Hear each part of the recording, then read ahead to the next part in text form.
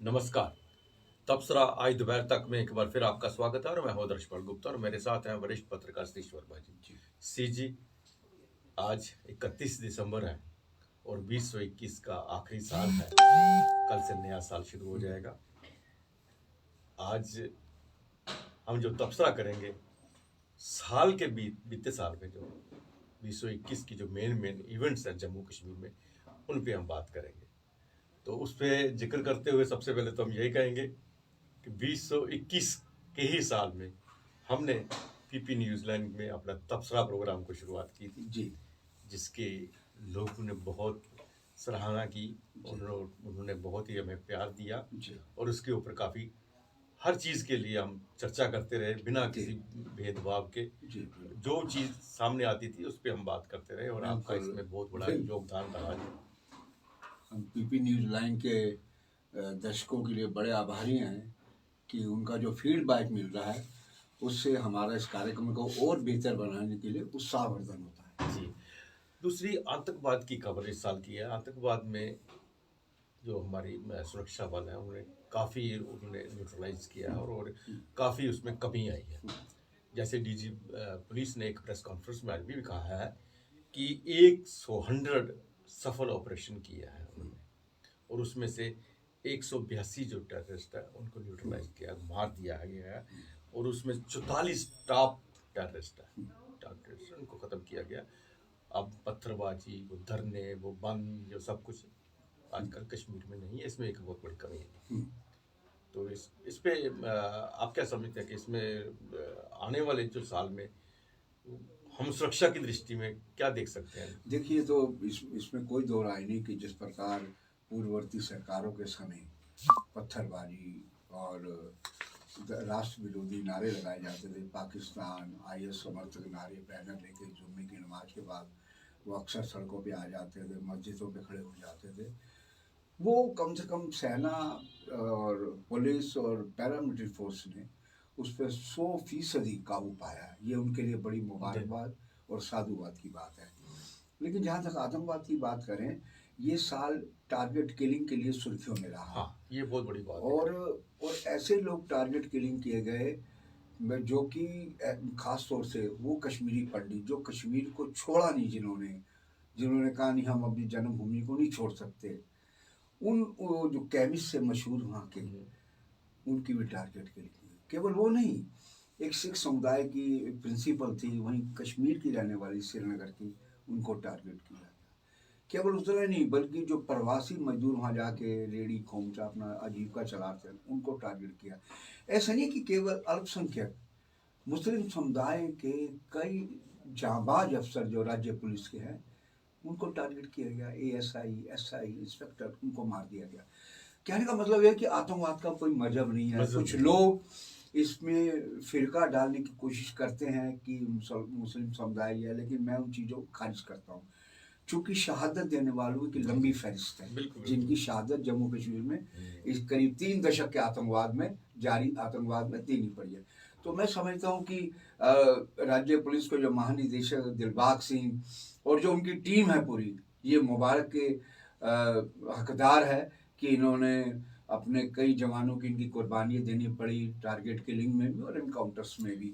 और मैं समझता हूँ कि और घाटी में जो मौजूदा हालात हैं तभी वहाँ टूरिज्म बढ़ा है। अगर ये भी एक प्लस पॉइंट है कि चूंकि हमारी स्टेट के अंदर जो राजस्व का सबसे बड़ा जरिया वो टूरिज्म है। सैलानी आएंगे, पर्यटक आएंगे, चाहे वो धार्मिक श्रद्धालु हों, वो सब जब आते हैं तभी आते हैं जब उनको उसके अंदर सुरक्षा का भाव होता है।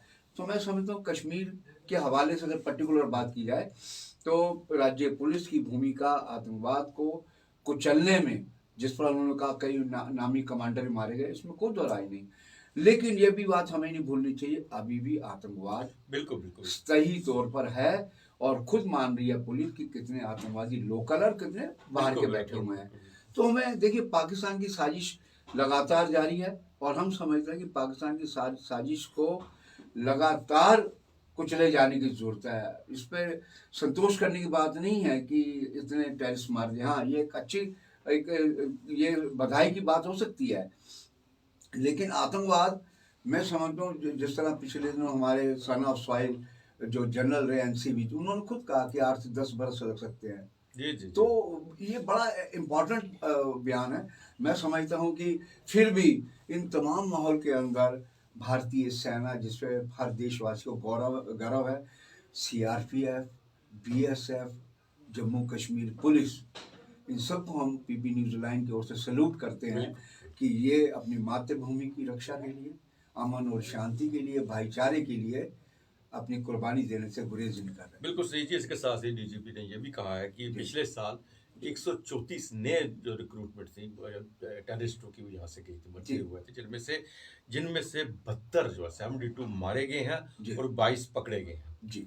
जो 40 बचे हैं उनके भी उनको भी जल्दी ही पकड़ लिया जाएगा। और उन्होंने ये भी कहा कि इन टेररिस्ट जो बने थे, इनकी ज़्यादा से ज़्यादा उम्र किसी की 24 घंटे थी, किसी की 2 दिन थी, किसी की 5 दिन थी और 1 महीने से ज़्यादा किसी की नहीं थी। और उनको सबसे जल्दी उनको न्यूट्रलाइज किया। सबसे ज़्यादा बड़ी बात है जो जो चिंता का विषय है वो ओवरग्राउंड जो जो वर्कर्स हैं, जो ओवरग्राउंड जो है ना, उनसे है। वो उनका कोई रंग नहीं, मजहब नहीं, कोई उनका उनकी कोई शिक्षा नहीं, कोई अनपढ़ भी है, वो पढ़ा लिखा भी है, छोटी उम्र का भी, बड़ी उम्र का भी है। तो इसके ऊपर काफ़ी सिक्योरिटी फोर्सेस ने रोक लगाई है। नहीं, आप देखिए ना, एनआईए ने एक आदमी उठाया जो पत्थरबाज था, वो मैकेनिक है, स्कूटर मैकेनिक है, वो मास्टर था पत्थरबाजी का, उसको कल अरेस्ट किया है। और जिस प्रकार बता रहे हैं, देखिए कम उम्र के बच्चे जिनके हाथ में लैपटॉप, कलम दवात, सुंदर भविष्य की कल्पना होनी चाहिए। और ये जो आप ओजीडब्ल्यू की बात कर रहे हैं, ये एक बहुत बड़ा चैलेंज है। ये हमारी जो बदामी बाग 15वीं कोर है सेना की, उनके कोर कमांडर ने भी कहा, लेफ्टिनेंट जनरल डीबी पांडे साहब ने, कि ओजीडब्ल्यू एक बड़ी चुनौती के रूप में भी है, क्योंकि ओजीडब्ल्यू और स्लीपर सेल ये दो ऐसे एलिमेंट हैं जो सरहद पार बैठे हैंडलर्स के संपर्क में होते हैं। जो आतंकी सरगना उनको आदेश देता है, वो उनको कम्युनिकेट करके उसी तरह की बात करते हैं। आपको याद होगा कि पाकिस्तान, क्योंकि आतंकवाद की बात है तो पाकिस्तान का लिंक जुड़ना स्वाभाविक है, क्योंकि पाकिस्तान की ओर से लगातार ड्रोन्स के जरिए ये साल ड्रोन्स भरा रहा, ड्रग्स आई, वेपन आए, और केवल भारत पाक सीमा के एरिया में नहीं, एलओसी में भी। तो ये एक बड़ी चुनौती है। और मैं समझता हूँ आने वाले दिन जब कोहरे भरे होंगे तो शायद उनके वो घुसपैठ की जो कोशिश है वो शिफ्ट आईबी की तरफ होने आए, क्योंकि उधर बर्फबारी, पीर पंजाल रेंज पर भारी बर्फबारी होगी, उधर से घुसपैठ करना थोड़ा कठिन हो जाता है। इस इलाके में सुरक्षा बलों, खासतौर से बीएसएफ को बेहद सतर्क होने की जरूरत है। श्री जी, 2021 की अगर डेवलपमेंट की बात करें तो इसमें से सबसे बड़ी ये बात है कि जो अभी जो रियल एस्टेट जो है कॉन्फ्रेंस जहाँ हुई है, एक बहुत बड़ी इन्वेस्टमेंट जम्मू कश्मीर में आने का, जिसमें हम आशा रखते हैं। और साथ के साथ टूरिस्ट को भी काफ़ी बढ़ावा दिया गया। ये 2021 की एक बहुत बड़ी बात है। जी बिल्कुल, इसमें कोई दो राय नहीं। देखिए ना, हर आदमी को सरकारी नौकरी नहीं मिल सकती, ये सबको मालूम है। अब दूसरा ऑप्शन क्या है? Private sector. तो मैं समझता हूँ जिस प्रकार केंद्र की नरेंद्र मोदी सरकार ने कोशिशें की हैं, आप कोशिशें पहले भी हुई हैं। हमें याद आता है कि मुफ्ती मोहम्मद सईद जब चीफ मिनिस्टर बने थे, उस दौरान बड़े रोड शो हुए थे बॉम्बे में, देश के दूसरे हिस्सों में, दिल्ली में भी, कि इन्वेस्टर आए और इन्वेस्ट करें। लेकिन सबसे बड़ी इनको प्रॉब्लम ये थी कि एक तो माहौल अनुकूल नहीं था, दूसरा वो हज़ारों करोड़ रुपए किस बुनियाद पे लगाएं, जब तक उनको इंश्योर नहीं होगा कि भाई जो पैसा लगा रहे हैं उसमें हमारी मलकियत होगी। तो मैं समझता हूँ कि रास्ता बनाया है मोदी सरकार ने और हमारे प्रदेश के लेफ्टिनेंट गवर्नर साहब ने।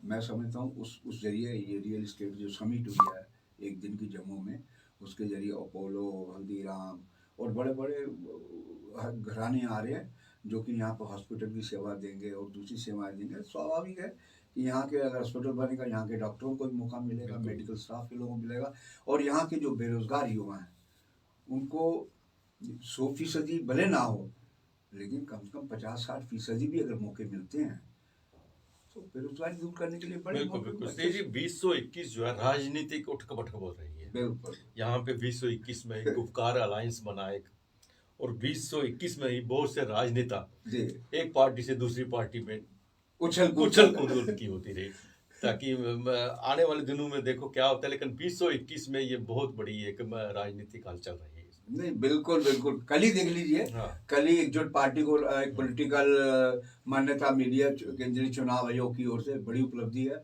और एकजुट पार्टी तो वैसे भी जम्मू के काज के लिए पिछले लंबे अरसे से लगातार आवाज उठा रही है। और जो असली पॉलिटिकल फिगर्स की बात करें, जैसे देवेंद्र सिंह राणा नेशनल कॉन्फ्रेंस के सर्वसर्वा थे, ठीक उसी तरह जब एक जमाने में गुलाम नबी आज़ाद को कांग्रेस का मुगल आजम यहाँ का समझा जाता था। कहा यह जाता है कि जब आज़ाद की तूती बोलती थी गांधी परिवार में, तो वहां उसके खिलाफ कोई कंप्लेंट करने आता सुनवाई नहीं होती थी। सेम पोजीशन देवेंद्र सिंह राणा को बिल्कुल। खुली हाथ मिले हुए थे, खुली छूट मिली थी फारूक, डॉक्टर फारूक अब्दुल्ला और ओमर अब्दुल्ला की तरफ से। वो जिसको चाहते थे बनाते, जिसको चाहे टिकट देते, जिसको चाहे हटाते थे। तो अब कुछ तो रही होंगी मजबूरियां, यूं तो कोई बेवफा नहीं होता, तो कोई ना कोई वजह है कि वो नेशनल कॉन्फ्रेंस छोड़ी। कहा तो ये जाता है कि वो जम्मू के एजेंडे को लेकर भाजपा में आए हैं, उनका जो अपना एक सपना है, बिल्कुल। वो हकीकत क्या है वो तो जब चुनाव होंगे तभी सामने आएगा। और भी बड़े लोग इधर से उधर जा रहे हैं, और खास तौर से आज़ाद, गुलाम नबी आज़ाद की बात करें, वो असंतोष धड़े के जो कांग्रेस जीत 23 के नेता थे, उन्होंने यहाँ पर अपनी जमीन तलाशने की कोशिश करी। उन्होंने पुंछ, राजौरी, डोडा, भदरवा, रामबन, इवन कश्मीर में और यहाँ जम्मू में, अखनूर में कई जगह रैलियाँ करी। रैलियाँ उनकी कामयाब रही, लेकिन उसके पीछे एक लूप होल ये था कि वो जो पोस्टर्स लगाए गए थे बैकड्रॉप पे, उसमें गांधी परिवार की तस्वीरें थी, डॉक्टर मनमोहन सिंह की तस्वीरें थी। तो अभी आजाद साहब ऊपर की स्थिति में है कि भाई आखिर जाऊं तो जाऊं किधर, चूंकि लोकसभा में जिस पर मोदी ने मुस्कुराहट फेंकी और उसके बाद तमाम तरह के अफसाने बने, तो उसके बाद आजाद साहब यहाँ लोगों को भी लाए जो डिसिडेंट कांग्रेस के नेता थे, आला कमान ने हमले करवाए। तो आज की स्थिति है कि आजाद साहब पता चला है कि वो दिल्ली जाके अपने घर में जो सरकारी है वहाँ पर बैठ गए हैं। और आने वाले दिनों में क्या गुल खिलाते हैं आजाद साहब, जब चुनाव का ऐलान होगा, वो क्या नई पार्टी का ऐलान करेंगे या फिर किसी तरह कांग्रेस में ही अपने को एडजस्ट करने की कोशिश करेंगे। श्री जी, 2021 में एक बहुत बड़ी बात हुई कि प्रधानमंत्री ने जम्मू कश्मीर की ऑल पार्टी मीटिंग को बुलाया गया बिल्कुल जम्मू कश्मीर को लेकर। ये पहली बार हुआ है कि जबकि सारी की सारी पार्टी गई और प्रधानमंत्री के साथ उनकी बैठक हुई है। बिल्कुल, ये बहुत बड़ी बात थी, बड़ा एफर्ट था, क्योंकि अक्सर ये कहा जाता था कि प्रधानमंत्री हमसे बात नहीं करेंगे। तो प्रधानमंत्री ने एक कोशिश करी, और उसके जितने जम्मू कश्मीर के कंटेंडर थे पॉलिटिकल पार्टीज के, चाहे पीपल्स कॉन्फ्रेंस हो, जम्मू कश्मीर में पार्टी हो, कांग्रेस के नेता हों, और जो एक्स चीफ मिनिस्टर रहे फारूक साहब हों, आज़ाद साहब हों, उमर अब्दुल्ला हों, और यहाँ तक कि कविंदर गुप्ता भाजपा डिप्टी सीएम, जो उन्होंने प्रोटोकॉल तैयार किया। तो वहाँ पर मीटिंग हुई, महबूबा मुफ्ती भी थी, लेकिन कहा यह जाता है कि वहाँ अनुच्छेद 370 और 35 से को लेकर कोई नहीं बोला, सवाए महबूबा मुफ्ती के, जिस पर मुजफ्फर साहब बेग साहब ने चुप करा दिया, आज़ाद साहब ने चुप करा दिया। तो मैं समझता हूँ एक पॉजिटिव प्रधानमंत्री की ओर से कोशिश थी कि जम्मू कश्मीर के नेताओं को बुलाया जाए। ये अलग बात है कि अपनी सियासत के लिए ये तमाम नेता अपने अपने तरीके से राग अलापते हैं, वो अलग बात है, लेकिन प्रधानमंत्री की ओर से एक सार्थक प्रयास उस वक्त जरूर हुआ। 2020 की तरह 2021 में भी कोरोना की मार पूरे देश के साथ साथ जम्मू कश्मीर को भी पड़ी। उसके चलते अमरनाथ की यात्रा भी रद्द की गई, माता वैष्णो देवी की यात्रा भी नहीं हो पा रही थी, और साथ में कारोबारियों पर एक बहुत असर पड़ा, और इकोनॉमिकली स्टेट को बड़ा इसका एक धक्का लगा। 2021 की ये भी एक बहुत बड़ी बात है जिसमें हम देख रहे हैं। बिल्कुल, ये है कि ये वो 2021 को अगर इन टोटो देखा जाए, ये दुख और अवसाद भरा रहा, खास तौर से खुशियाँ कम थी, गम ज़्यादा थे। जिस प्रकार ने बताया कि कोरोना महामारी जो डेल्टा वेरिएंट था सबसे घातक, दिल्ली में दृश्य देखे नहीं जाते थे, यूपी के दृश्य नहीं देखे जा सकते थे, बॉम्बे के नहीं जाते। दिल्ली और यूपी का तो हाल ये था कि अंतिम संस्कार करने के लिए भी लोगों को कई कई दिन इंतजार करना पड़ा, और कईयों को तो अपने प्रियों के शव जो हैं गंगा में बहाने पड़े। तो वो एक बड़ा डरावना दौर था जो गुजर गया, और उसका कुछ ना कुछ प्रतिशत हमारे जम्मू कश्मीर में भी कई ऐसी अनटाइमली डेथ हुई जिनकी तकलीफ थी। जैसे एक सपोज, एक उदाहरण के तौर पे बानिया डिपार्टमेंटल स्टोर वाले हैं, बिट्टू बाबू था, यंग थे, बिल्कुल फिट थे। तो वो कोरोना इतना घातक था कि वो किसी को नहीं बख्श रहा था, जो उसकी चपेट में आया तो भगवान ने बचाया, अदरवाइज वो बड़ा डरावना और खतरनाक दौर था, अब तो कल्पना भी नहीं कर सकते। लेकिन दुखद बात यह है कि जिस तरह नया वेरिएंट ओमिक्रॉन आया, आज सिटी में जाइए, मेटाडोर में जी, नगर बस्ती सेवा मेटाडोर है, या बाजार में कहीं जाइए, आपको आधे लोग मास्क के बिना घूमते दिखाई, तफरी कर रहे हैं जैसे। अब मुझे बताइए सरकार कहाँ कहाँ तक जाएगी, बिल्कुल पुलिस महकमा कहाँ कहाँ तक जाएगा, स्वास्थ्य विभाग कहाँ, ये लोगों की अपनी जिम्मेदारी। तो मैं समझता हूँ कि कम से कम 2022 जो कल शुरू, आज आधी रात से शुरू हो जाएगा, लोगों को सबक लेना चाहिए। ये हमारी भी जिम्मेदारी है कि कोरोना जैसा वो डरावना, वो रोने पीटने वाला दौर कम से कम 2022 में ना दिखाई दे। 2021 में एक ड्रोन का जो चलन बहुत ज़्यादा जी। हुआ पाकिस्तान की तरफ से, उन्होंने इस्तवारी एयरपोर्ट पे भी उसमें बिल्कुल। हमला किया और बिल्कुल। काफ़ी ड्रग्स वगैरह और वेपन्स की सप्लाई भी यहाँ भी की। बिल्कुल। और इसको लेकर भी एक बहुत बड़ी चिंता है कि ड्रोन को लेकर भी, और ड्रग्स की दो चीज़ें मैं इकट्ठे मिलाता हूँ, ड्रग्स को लेकर भी, ड्रग्स की बड़ी खेप भी पकड़ी गई जी। और ड्रग्स एडिक्ट भी लोग यहाँ पे बच्चे बहुत ज़्यादा हो रहे हैं, इसकी भी एक बहुत बड़ी परेशानी की वजह बन रही है। जी बिल्कुल ठीक कह रहे हैं। देखिए, पाकिस्तान ने भले 24 फरवरी की मध्य रात्रि से सीज फायर का पालन करते हुए एक भी गोली ना की हो, एलओसी हो या भारत पाक सीमा हो, लेकिन उसके बाद ड्रोन्स का एक नया उसने षड्यंत्र रचा चीन की मदद से, क्योंकि जितने ड्रोन थे वो चीन निर्मित थे, एक्साकॉप्टर टाइप। तो पहला हमला तब आंखें खुली जब उन्होंने, यहाँ पर आपने जिसका जिक्र किया, इंडियन एयरफोर्स का जो टेक्निकल परिसर है, वहाँ 2 ड्रोन आए मकवाल की साइड से। ये इन्वेस्टिगेशन एजेंसी की प्रिलिमिनरी जांच है, और 2 वहाँ पर उन्होंने आरडीएक्स के वो जो गिरा दिए। ये शुक्र है कि कोई कैजुअलिटी नहीं हुई, लेकिन भवन में नुकसान लाजमी हुआ। पहली बार ऐसा हुआ कि ड्रोन को आतंकी हमले के लिए इस्तेमाल किया गया। उसके बाद तो आपने देखा कि सांबा सेक्टर हो या हीरानगर सेक्टर हो, वहाँ पर कई बार ड्रोन आए, और उससे बाद सबसे तो कानाचक में खुद एडीजी मुकेश सिंह जो जम्मू का प्रभार देख रहे हैं पुलिस का, उन्होंने उसकी प्रेस कॉन्फ्रेंस की थी कि उसमें वो आरडीएक्स का एक वो लगा हुआ था, आईईडी लगा हुआ था। तो मैं समझता हूँ कि पाकिस्तान की नीयत पर कभी भरोसा नहीं किया जा सकता, वो लगातार साजिशें बुनता रहेगा, क्योंकि अब उसको चीन का साथ मिल गया है। चीन का इंटरेस्ट अपना लद्दाख की लेह की साइड में है और पूरे नॉर्थ ईस्ट में है, तो इसलिए चीन उसको लॉजिस्टिक प्रोवाइड कर रहा है कि पाकिस्तान डिस्टर्बेंस बनाए रखे। और आप देख रहे हैं जिस पर दिलबाग सिंह ने भी कहा, डीजीपी ने, कि पाकिस्तान साजिश करने से बाज नहीं आ रहा। बिल्कुल। और हमें लगता है कि मैंने जैसे शुरू में कहा कि भारत पाक सीमा पर जो कोहरा छाएगा आने वाले दिनों में और बारिश होगी, वो साल में बहुत कुछ शरारतें कर सकता है ड्रोन की, चूंकि ड्रोन के लिए ड्रग्स का मतलब ये है वो टेरर फंडिंग के लिए पैसे पे, नार्को टेरर फैलाने की कोशिश कर रहा था। और इस सिलसिले में आप देखा भी पिछले दिनों एनआईए ने कई कश्मीर से लोग अरेस्ट भी किए हैं, दिल्ली भी ले गए। तो चुनौती है अभी भी सुरक्षा बलों के लिए, सरहद हो, एलओसी हो, आईबी हो या कश्मीर हो। और उसके अलावा पुंछ में भी आपने देखा था कई दिनों सुरनकोट और मेंढर के जंगलों में एनकाउंटर चलते हाँ, रहे, बिल्कुल। हमारे कई फौज के जवान शहीद हुए, लेकिन उनका बाद में पता चला वो कहाँ लापता हो गए। तो चुनौतियाँ बड़ी हैं। एलओसी का जितना इलाका है, जंगलात से सटा इलाका है, भारत पाक सीमा का इलाका है, ये आने वाले दिनों में मैं समझता हूँ सुरक्षा बल पूरी तरह सतर्क हैं, उनकी पुट भी है उनके पास, लेकिन फिर भी उनको बहुत बेहद सतर्क रहने की जरूरत है। बिल्कुल बिल्कुल। जम्मू कश्मीर में टूरिस्ट को बढ़ावा देने के लिए 2021 में जी बहुत से सरकार की तरफ से प्लान आए हैं, जी। जैसे सुरक्षा डेवलपमेंट के लिए आया जी। है, दूसरी जितनी भी जम्मू में और भी डेवलपमेंट से जो एरिया है उनको जी। डेवलप करने के लिए, ताकि अधिक से अधिक टूरिस्ट जो है जम्मू, इसमें काफ़ी कंट्रीब्यूशन रही 2021 में। बिल्कुल बिल्कुल, टूरिस्ट सर्किट तैयार किया गया है। और जैसे मानसर का पूरा इलाका है, उधर कठुआ में भी कुछ लोग जुड़े हैं। और आपने सबसे बड़ी बात देखी, जिस पर बागा में बीटिंग रिट्रीट होती है, उसी तर्ज पर कोशिश की।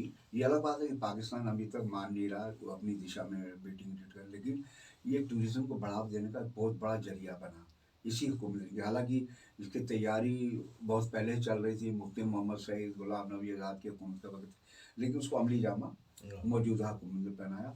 और मैं समझता हूँ टूरिज़्म बढ़ेगा तो उस इलाके का विकास होगा, उस इलाके के लोग, मान लो जो बीपी या बिलो पॉवर्टी लाइन है, उनको भी रोज़गार के मौके मिलेंगे, टूरिस्ट आएगा। जाहिर है जिन इलाकों में चाहे वो धार्मिक टूरिज़्म हो या दूसरा सैलानी वाला हो, उसका लाभ लाजमी तौर पर उन इलाके के लोगों को मिलता है, दुकानदारी के रूप में, नौकरी के रूप में, दूसरे रूप में। तो मैं समझता हूँ ये अच्छा, बहुत अच्छा प्रयास है। और इसके अलावा जो कल परसों लेफ्टिनेंट गवर्नर साहब ने प्रेस कॉन्फ्रेंस की है, कहते हैं अमरनाथ यात्रा जब होगी तो वहाँ भी इस प्रकार का सर्किट तैयार किया जा रहा है, जैसे कि माँ की भवानी का मंदिर है, मट्टन है, या और दूसरे जो जो ऐतिहासिक रिलीजियस प्लेस हैं, वहाँ तक भी लिंक करने की कोशिश की जाएगी कि जो यात्री बिल्कुल बाबा बाहर भोले सब का सब दर्शन जगह थे। करने आएगा, हाँ, बाबा बर्फानी का, वो उनको ये भी एडवाइस किया जाएगा, अगर आप चाहें तो इंतजाम। आपको सुविधा दी जा रही है, आप वहाँ जाके उनके जम्मू कश्मीर को लेकर 2021 में एक और बड़ा बदलाव आया था। जी बरसों पुरानी जो हमारी दरबार मूव की परंपरा है उसे खत्म किया गया। ये पहली बार हुआ है कि 2021 में। बिल्कुल बिल्कुल। देखिए, दरबार मूव के पीछे लॉजिक ये था कि उसमें करीब 200 करोड़ रुपया हर बार लगता था। उसमें ये भी था पेज कि करप्शन होती है, लेकिन अदर जी कई चीज़ें ऐसी होती हैं, परंपराएं, उन परंपराओं को जिंदा रखने के लिए पैसा अहमियत नहीं रखता। दरबार मूव के पीछे केवल कर्मचारियों का आदान प्रदान ही था, एक जम्मू और कश्मीर के बीच सांस्कृतिक भाईचारा और कारोबार, ये 3-4 चीज़ें जो जुड़ी हुई थी ना, उन पे ज़रूर प्रहार हुआ है। और मैं खुद हैरान हूँ कि सिटी के मैक्सिमम लोगों ने, जिन लोगों ने भाजपा को वोट डाला झोली भर के, वो तक बाइट दे रहे थे कि हमारा इन्होंने बर्बादी की है। क्योंकि जो कश्मीरी आता था यहाँ पर, जिन लोगों के मकान हैं, वो 6 महीने का दरबार होता था, वो 6 महीने जो खाली रहता था उसका भी कई कश्मीरी करा दिया ताकि वो दूसरे को अलॉटमेंट ना हो। एक तो उनके लिए दिक्कत खड़ी हुई, दूसरा जब वो जाते थे कश्मीर में, यहाँ से 1000 रुपए की शॉपिंग करके जाते थे, रहते हुए तो करते ही थे। तो मैं समझता हूँ एक संस्कृति जो एक आदान प्रदान था, भाषा का, मेल का, खान पान का, उसमें दवार जरूर खड़ी हुई है। इस पे हालांकि पहले आपत्ति खूब कश्मीर केंद्रीय पार्टी ने लड़ाई, लेकिन गुलाम नबी आज़ाद अब अखनूर की सभा में इस विषय को लेकर खुल के बोले कि ये गलत फैसला था सरकार का, इनको ये नहीं करना चाहिए था दरबार में। उनको अगर करप्शन था, करप्शन पे चेक करिए ना, आपको कौन रख रहा है? आपके पास तमाम एजेंसी है, जो करप्ट अफसर है उसको निकाल बाहर करिए। जब आप टेररिज्म को खोज खोज के निकाल रहे हैं, जो सरकारी मुलाजिम आतंकवाद को पाल परोस रहे हैं, प्रत्यक्ष या परोक्ष रूप से, तो आप इसमें भी देखिए करप्शन में कौन करप्ट अफसर है। तो मैं समझता हूँ कि जो हमारी जो तहजीब थी जम्मू कश्मीर की सूफियाना, उसमें भी कहीं ना कहीं इसका असर इस है। वक्त चूंकि एलजी की हुकूमत है और सारे सरकार जो है वो ब्यूरोक्रेट्स के हाथ में है। बिल्कुल कल को जब लोकप्रिय सरकार बनती है बिल्कुल फिर पता चलेगा ये फैसला गलत था या ठीक था। बिल्कुल उसके बाद ये पता चलेगा। तो सी जी, आज के लिए हम आज का तबसरे में बस इतना ही। तो सबसे पहले हम जाने से पहले पहले हम अपने दर्शकों को नव वर्ष की बहुत बहुत बधाई बहुत बहुत देते हैं बधाई देते हैं। और आपका बहुत बहुत धन्यवाद करते हैं। आप हमेशा पीपी न्यूज़ लाइन के साथ जुड़े रहे, हमारा साथ दिया और हमें बहुत प्यार दिया। और हमने भी पूरी कोशिश की कि पीपी न्यूज़ लाइन के ज़रिए तबसरा ही नहीं, इसके अलावा जितने भी न्यूज़ के आइटम के साथ साथ कल्चर और स्पोर्ट्स और हमारा जो चीज़ें हमारे पास हैं, सोशल रिलीजियस जो भी टॉपिक मिलता है, हर एक पे हम चर्चा करते हैं, हर एक चीज़ को आप तक पहुंचाने की कोशिश करते हैं। और हम आशा करते हैं आने वाले नए साल में भी आपका सहयोग हमें मिलता रहेगा। आपका फीडबैक भी हमें मिलता रहे। आज नया के साल लिए मुबारक हो। आज के लिए बस इतना ही। बाकी खबरों के लिए आप देखते रहे पीपी न्यूज़ लाइव। नमस्कार।